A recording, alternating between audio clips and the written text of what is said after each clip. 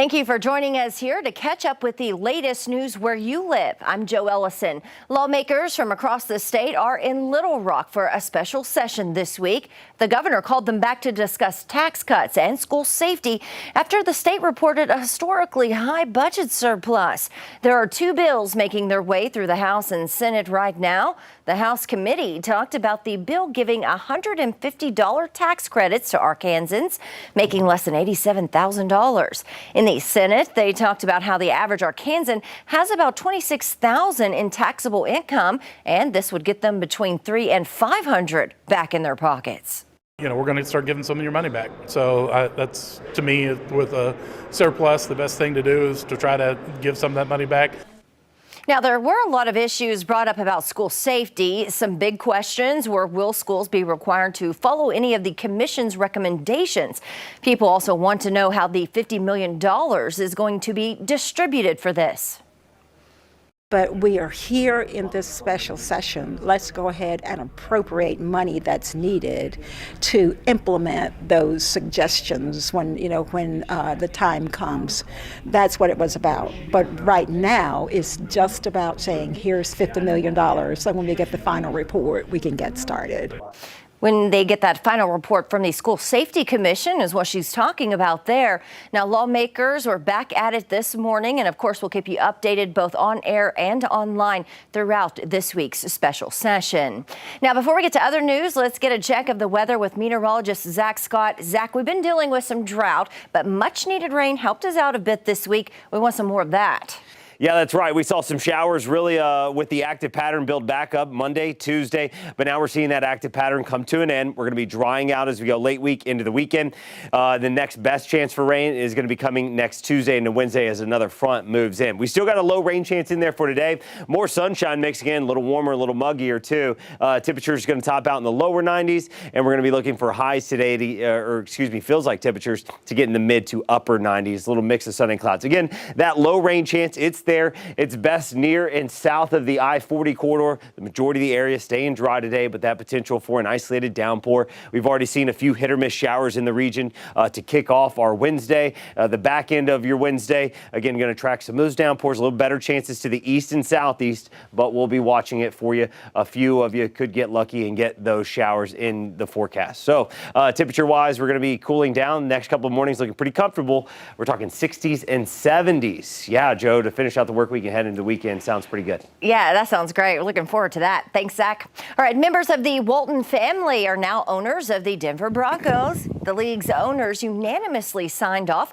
on the plan for Rob Walton to buy the team alongside his daughter and her husband. It's a record of $4.65 billion deal and also makes the Walmart heir the richest owner in the NFL. But Walton is still second to the Los Angeles Clippers owner Steve Ballmer as the richest owner in all of professional sports. Well, the US Marshals Museum in Fort Smith has a new president and CEO. Ben Johnson will start his new job August the 22nd. Now, Johnson brings more than 20 years of experience in museum operations to the job. He tells us that his first job is to get the museum open with a full house of exhibits. I would think by this time next year, I'm really hoping that we don't run into any more hiccups and that we're able to kind of get this rocking and rolling. But we'll see. And one thing that everybody can be sure of is with me in the big chair, I don't take days off, and we're going to make this happen as soon as we can, to as high a quality as we can, and it's going to be a really fun time between now and then. Well, Johnson has been the vice president of the museum experiences at the Putnam Museum and Science Center in Davenport, Iowa. And one street in downtown Rogers has been under construction for over a year, and it's created traffic problems and affected businesses in the area. 5 News reporter Malia Masamoto has the latest. Construction on Arkansas Street started over a year ago to expand the commercial footprint and add more access to parks and trails. But with unexpected challenges, construction has taken a lot longer than everyone expected. As you can imagine, it's a fairly complex construction project. Those are old roads. It's a very tight space.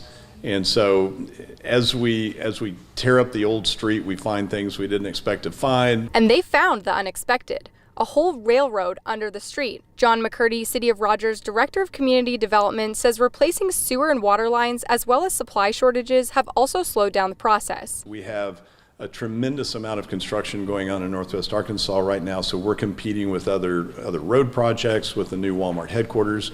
So everybody's scrambling for concrete and asphalt and steel. Crews are completing the construction a block or two at a time to minimize detours. But some businesses along the stretch say they're still having problems. I always had people coming in, whether it be just for a question or actual service right then and there. But since this construction has started, that has died. That has ceased. That's non-existent now. Ernesto's Auto Service has been here since 2001. Owner Ivan Gaucin says he's now relying on regulars to keep his business going. It's just, there's no good way around it because there's just no good way here. It's all through construction, and it's all through detours, and it's all through dirt roads, and not everybody wants to go through that. Gaucin says this is affecting neighboring businesses too, and he has a message for the city. Just finish it. Just finish. That's it. Just finish and get the traffic back. Get people back into downtown, because this isn't just affecting me. This is affecting people on this side of the tracks and on the other side of the tracks. This isn't helping anyone. Well, thank you for catching up with us here on the latest from 5 News. I'm Joe Ellison. Remember, catch up with us anytime at 5newsonline.com. Have a great day.